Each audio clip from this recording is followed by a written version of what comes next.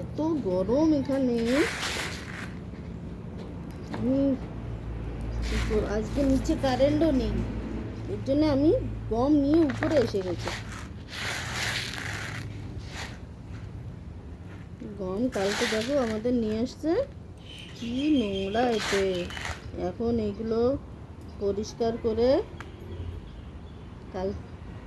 আজকে পরিষ্কার করে রাখবো, কালকে ধোবো, একদিন শুকাতে দেবো, তারপরের দিন পিষাতে দেবো।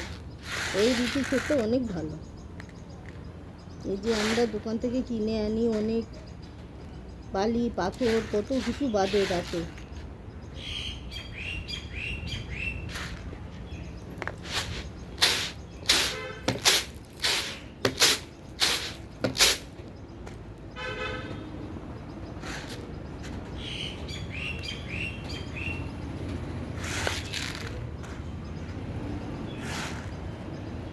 আজকে আমার মেয়ে জামাই সবাই আসবে, কালকে জামাই ষষ্ঠী।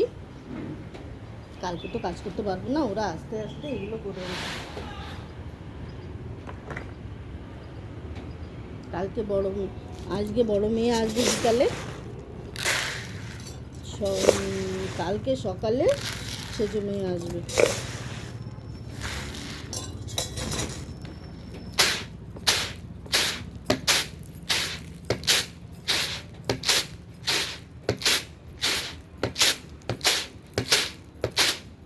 আমি ভালো ঝাড়তেও পারি না জানো।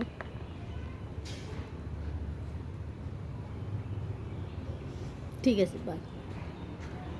আর একটু করি না। আমার নাতিটা জানো অনেক দুষ্টু, ও আসলে ওরে নিয়ে ঘুরতে হবে, শুধু কোনো কাজ করতে দেবে না। ওরা বিকালে আসবে, তার আগে আমার দেখতে পরিষ্কার করে উঠতে হবে জানো। কদিন ধরে আমার বাচ্চারা ঘরে নেই করে না, দোকানে ঠিক মতো আমি যেতে পারছি না। মেয়েরা কালকে আসবে,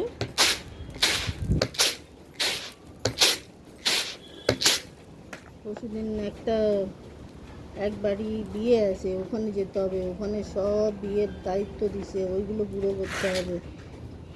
ছেলে মেয়ের পিড়ে বানাতে হবে, তারপর জল ধরতে যেতে হবে, জল ভরে এনে ছেলে মেয়ে দুজনকেই স্নান করাতে হবে।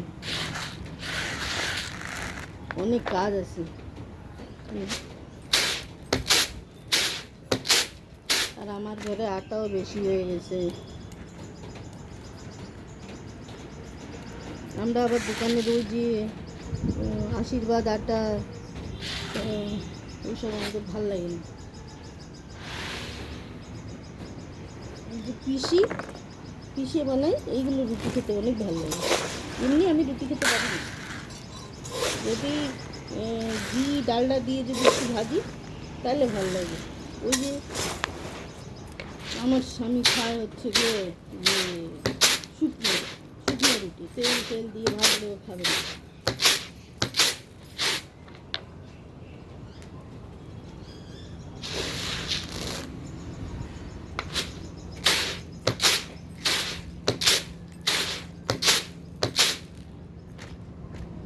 ঠিক আছে, আজকে রাখি। হ্যাঁ, আমি এটা বেছে নিয়ে ঘরে চলে যাব।